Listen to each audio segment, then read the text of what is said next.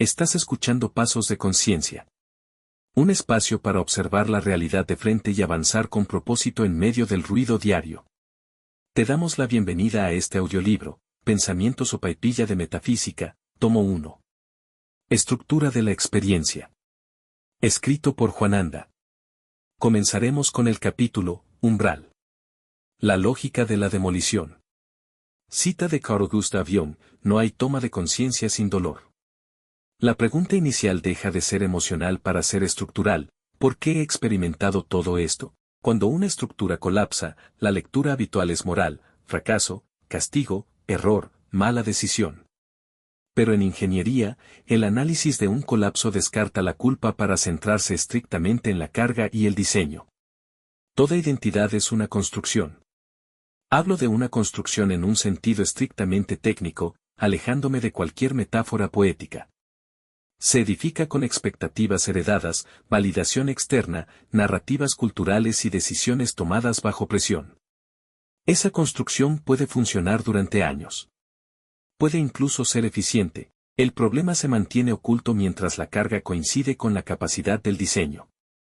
El conflicto comienza cuando la expansión interior exige más de lo que la estructura puede soportar. Un derrumbe puede trascender la simple destrucción para convertirse en evidencia de crecimiento. Si la identidad fue levantada sobre reconocimiento, rendimiento o necesidad de aprobación, su estabilidad dependerá de factores externos. Mientras esos factores respondan, la estructura parece sólida. Cuando cambian, aparece la fisura. La experiencia de pérdida, depresión, trabajo físico inesperado o descenso social puede indicar una incompatibilidad profunda entre lo que se estaba sosteniendo y lo que se está intentando devenir.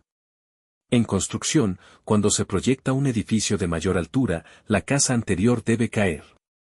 Sus cimientos fueron calculados para otro peso y colapsarían bajo la nueva carga. Por eso la demolición opera como una necesidad técnica, totalmente ajena al concepto de castigo. El sitio de obra siempre parece un caos. Polvo, ruido, desorden. Sin embargo, ese estado representa la fase intermedia inevitable entre una estructura limitada y una base ampliada. Interpretar la demolición como fracaso prolonga el sufrimiento. Comprenderla como proceso redefine la experiencia. La recopilación de datos. La segunda pregunta abandona el por qué y plantea directamente un para qué. La respuesta superficial sería aprendizaje. Pero eso es impreciso. Toda transformación real requiere información obtenida en condiciones reales de presión. Exige experiencia directa, descartando por completo la teoría y la simulación. Un manual escrito sin exposición al riesgo es especulación. Un mapa trazado sin haber caminado el terreno es dibujo. Cuando la estructura personal opera bajo estas nuevas condiciones de presión extrema, el evento trasciende el dolor para convertirse en una estricta recopilación de datos.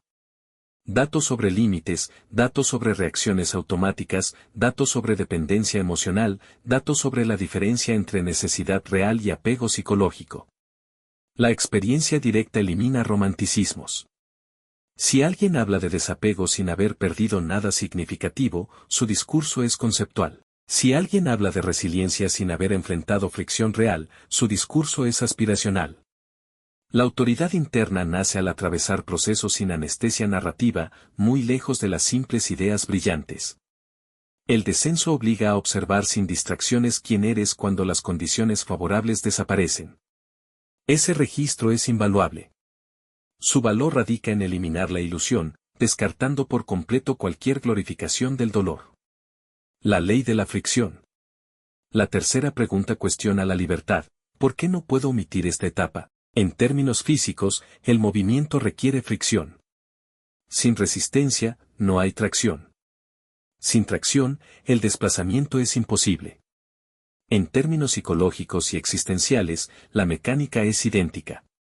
La comodidad prolongada estanca la identidad. La dificultad la expone. El personaje busca instintivamente el mínimo esfuerzo. La conciencia exige expansión. Esta tensión responde a una estricta diferencia de función operativa. La moral queda fuera de la ecuación. Si toda experiencia pudiera seleccionarse según preferencia inmediata, el desarrollo sería mínimo. La mente elegiría siempre el entorno que confirme su versión actual de sí misma. No habría presión suficiente para revisar la estructura. La fricción opera como el mecanismo de evolución del sistema. El tiempo actúa igual que el calor en la cocina, transforma la materia gradualmente. Interrumpir el proceso antes de su maduración entrega resultados crudos. La impaciencia suele interpretarse como deseo de libertad. En muchos casos es resistencia al proceso. La dificultad cumple una función formativa irreemplazable. Cuando aparece, entrega una experiencia que la simple comprensión intelectual jamás podrá replicar. Si la demolición se entiende como ajuste estructural, si la experiencia se reconoce como recopilación de datos reales, y si la fricción se asume como condición de movimiento, entonces el sufrimiento deja de interpretarse como condena personal y comienza a leerse como transición. La pregunta inicial, ¿por qué he experimentado todo esto?, cambia de naturaleza. Ya no exige justificación emocional. Exige comprensión estructural. Y esa comprensión abre la puerta al siguiente paso, examinar quién es exactamente el que atraviesa la demolición. ¿Has escuchado Umbral, la lógica de la demolición? El capítulo que sigue es el capítulo 1, el mapa no es el territorio.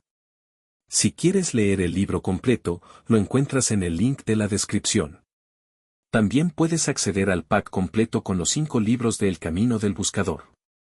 La verdadera ingeniería comienza adentro.